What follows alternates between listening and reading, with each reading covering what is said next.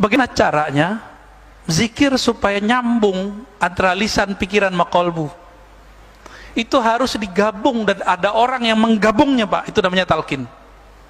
Harus ada ahli talqin zikir yang dia juga sudah bergabung kalimahnya, lisan dengan kolbunya. Lalu dibimbinglah Bapak untuk membaca hal yang sama. Ketemu secara fisik, iya, tapi ada hubungan batin. Kolbunya nyambung. Kalau udah nyambung, maka yang dibaca oleh gurunya terbaca oleh muridnya. Itu namanya talqin. Ditalkinkan, dibimbingkan, disuapkan, diajarkan cara memakan kalimah itu masuk ke dalam kolbu. Diajarkan cara menanam kalimah ke dalam kolbu. Guru ini disebut mursyid.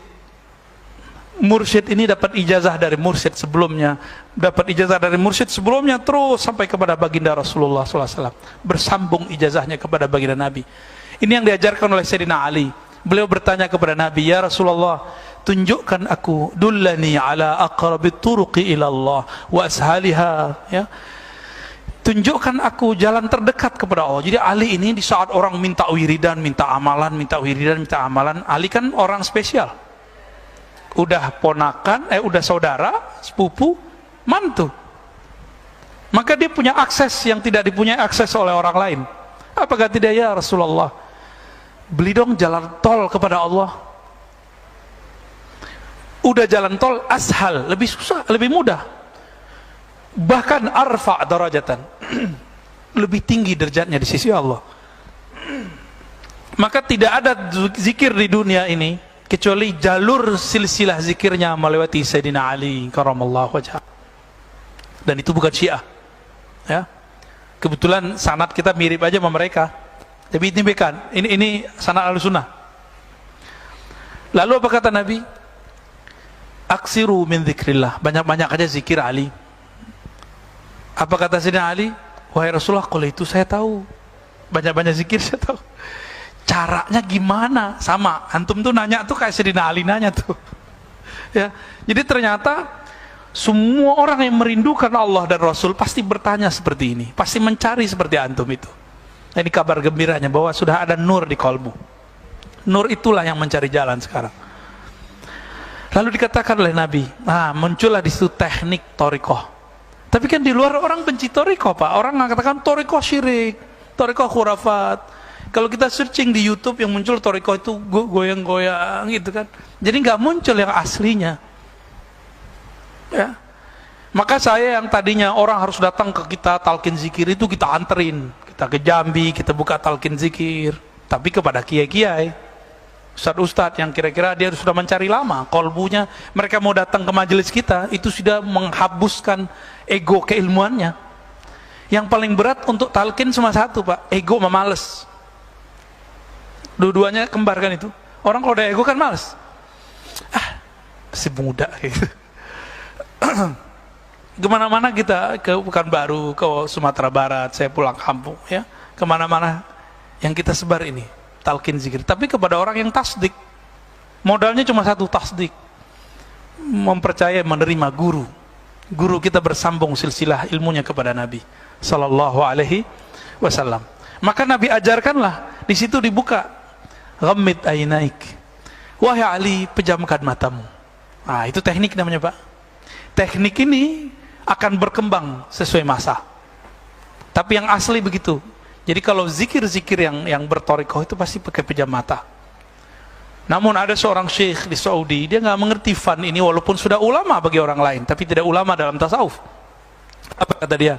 Nggak boleh zikir pejam mata karena mirip dengan agama lain. Jadi mirip doang nggak boleh kata dia. Padahal jenggotnya juga mirip kan. Tidak ada masalah ya Pak Panji ya. Ya. Lalu bagaimana caranya? Talqin. Talqin sama siapa? Ya cari guru yang silsilah keilmuannya bersambung kepada Rasulullah. Udah itu aja Pak. Itu GPS-nya. Namun GPS ini ada dua. Peta. Ada peta cuma peta zikrullah. Si guru cuma ngasih wiridan, zikir, zikir, zikir, zikir, zikir. Capek. Bener gak? Bapak disuruh zikir 1000, lelah. Pak Mirwan pasti gak mau. Tapi disuruh senam dia mau 2 jam. Untuk sehat badan dia mau. Tapi kalau udah tasdik sama saya nih, disuruh 70.000 juga mau ntar. Tapi kalau belum tasdik, 5 aja nggak mau Pak. Tapi kalau udah tasdik, berapa aja mau. Tasdik itulah yang membuat kita hilang ego, hilang capek kalau beramal. Nah, guru ini ada yang mengajarkan zikir, ada yang mengajarkan mazkur. Apa arti zikir, arti mazkur? Zikir itu wiridan, mazkur itu ma'rifatullah. Saya kalau sudah kenal yang saya sebut, jangankan 70.000, 100.000 pun saya jabanin zikirnya. Bapak kalau sudah kenal keuntungan yang diperoleh dari kerja di satu tempat, walaupun kena macet, jalanin nggak? Jalanin, karena sudah tahu untungnya kalau sekali sebulan dapat gaji sekian, per event dapat keuntungan sekian. Kita jalani Pak. Kenapa kita mau menjalani untuk urusan perut dan dompet bertahun-tahun? Sebelum pandemi kan bertahun-tahun belum ada Zoom. Kenapa untuk urusan kolbu Bapak nggak mau menjemput sampai ke seberang negeri? Tanda kalau tasdik belum ada. Tasdik itu aslul iman, pokok keimanan. Karena tasdik kurang, imannya goyang. Maka zikir nggak pernah bergetar. Ciri-ciri orang berzikir, surah Al-Anfal ayat 2, disebut nama Allah, kolbunya bergetar. Coba sebut nama Allah, bergetar nggak? Kan nggak bergetar, karena di kolbunya belum ada tasdik. Oh Ustadz, saya kan udah syahadat. Itu syahadat, persaksian. Tasdik belum. Tasdik urusan kolbu. Ini di dalam nanti akan ada semacam navigator Pak, orang yang kolbunya bening dengan nama Allah, lalu mengenal yang disebut, dia akan mampu mengenali orang sejenis dengan dia. Kata Imam Yahya bin Mu'az Ar-Razi, para kekasih Allah itu dapat mencium bau kekasihnya yang lain, walaupun disembunyikan dengan pakaian yang tidak syar'i,